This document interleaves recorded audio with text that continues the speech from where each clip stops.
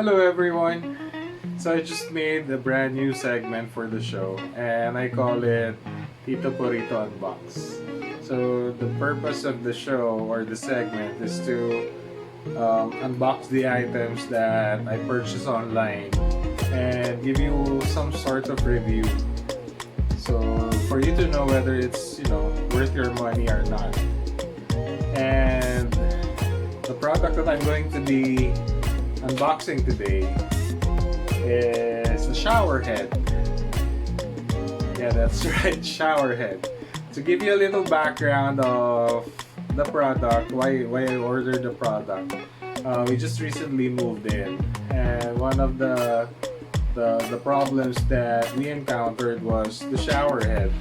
The shower head is actually working. The thing is, medyo mahina na yung ano ng tubig. So, for a few weeks, we had to shower na halos nakadikit na sa dingding ng shower. So, I looked for options sa mall and online. Sa mall, I saw a few options.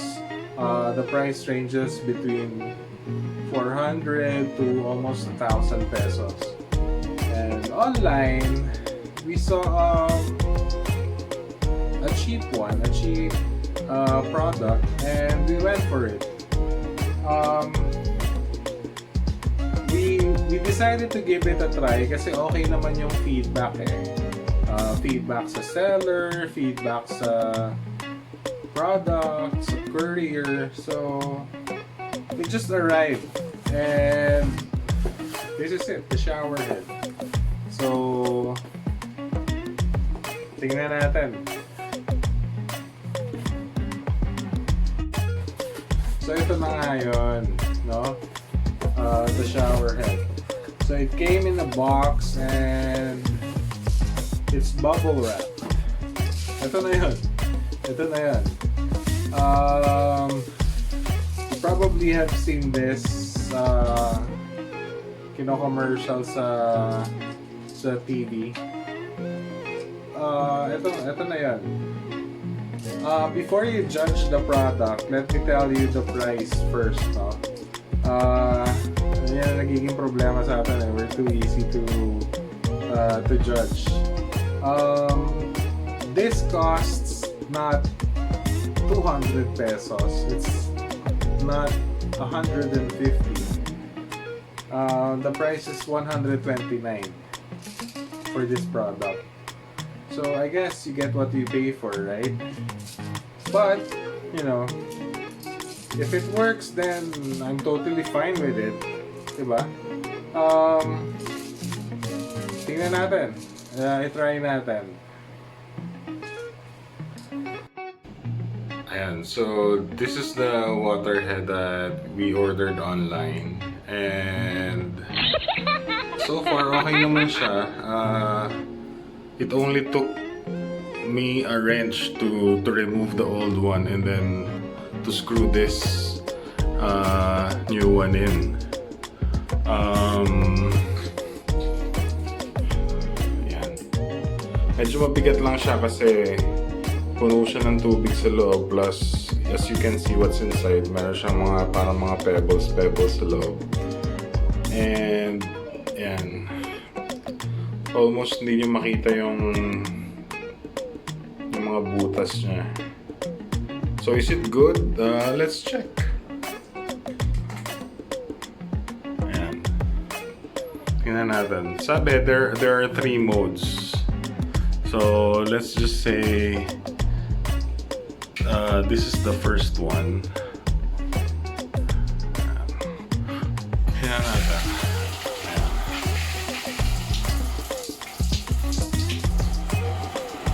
Medyo wider siya. Let's check the center one.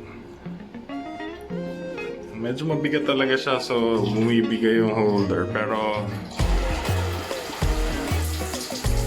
does it look the same? And then this is the last one. So you adjust it on the side, ito. Yeah. Meron siyang switch dyan.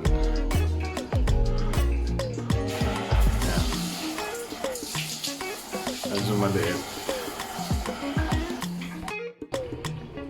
Ayan, so if you're going to ask me, there's really a big difference between the old one that I replaced, which is this one. Ayan, this is the old one. Makikita nyo naman na sobrang clogged na siya.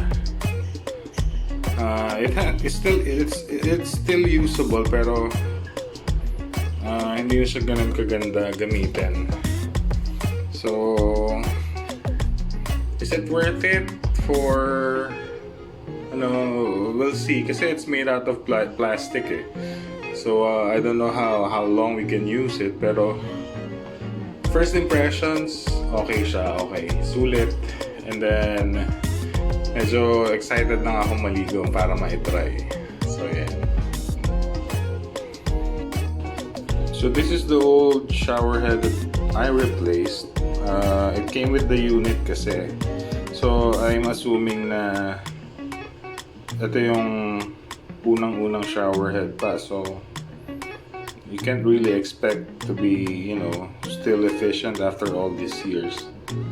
I already tried cleaning it with the hacks that I see online. Like, use vinegar, white vinegar mixed with water, and then ibabad mo siya. So, let it,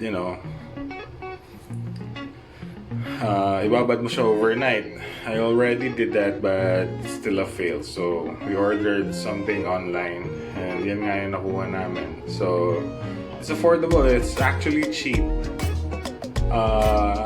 for its material kasi yun nga. But, if you can use it for a few years, okay na din. Diba? So, yan. So, you see how it works, and it works, right?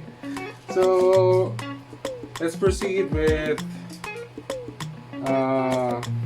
what I like with it. Obviously, the very first thing that I like with it is its price. For 129 pesos for a shower head. Diba? Okay na okay. But, the trade-off is it's made out of plastic. Diba? This whole thing, the whole blue thing is plastic. This one I guess is stainless.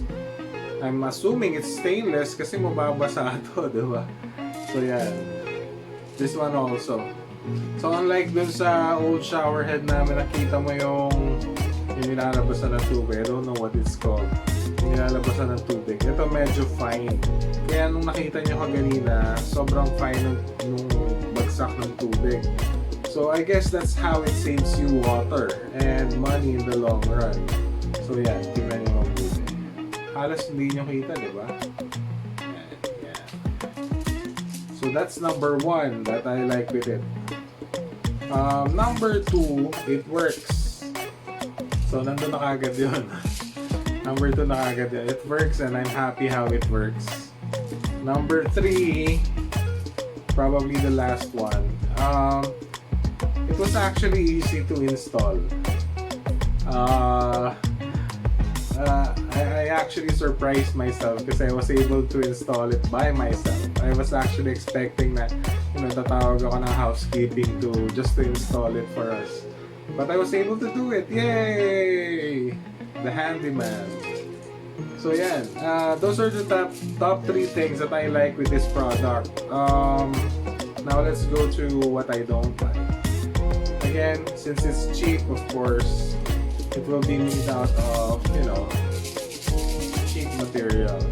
So if you're the clumsy type, be careful with this kasi nakita niyo yung shower namin, di ba?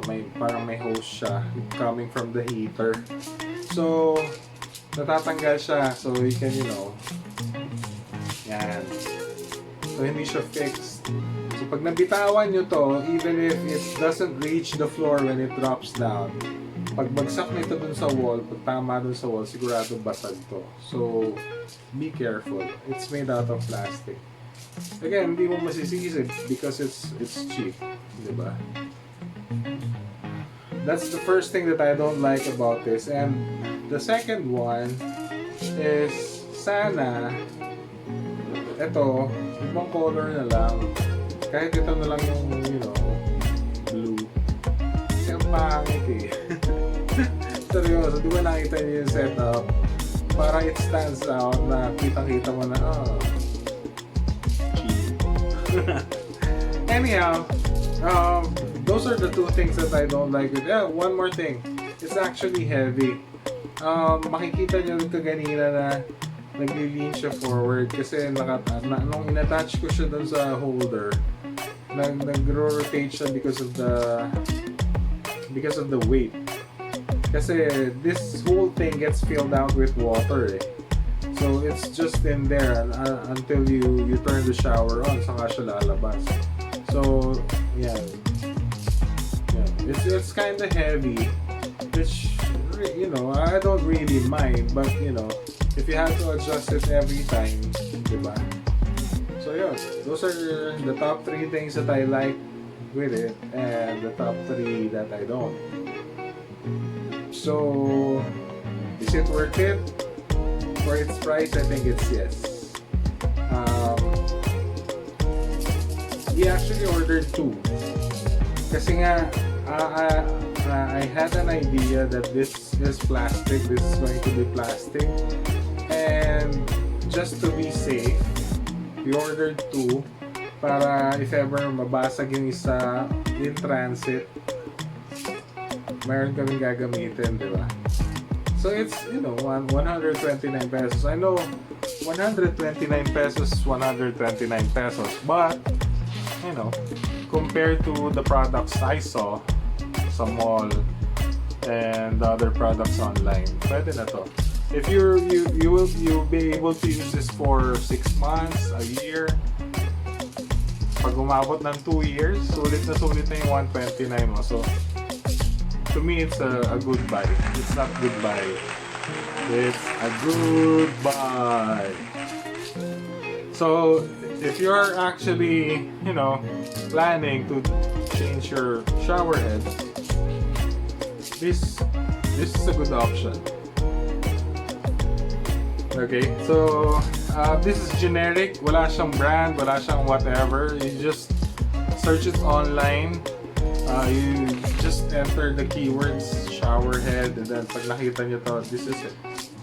You just stand out to. Again, meron siyang 3 modes, kagaya ng pinakita ko sa inyo kanina. What else can you ask for a shower head, diba? So that's it for today's segment of Tito Poorito Unbox. Catch me again next time. Tingnan natin kung anong pwede nating unbox. So, thank you for joining me. If you like this video, please follow my Facebook, Instagram, and Twitter. And if you are on YouTube, if you find value to this video, subscribe. Diba? Walang pilitan. That's it. See you on the next episode of Tito Poorito Unbox.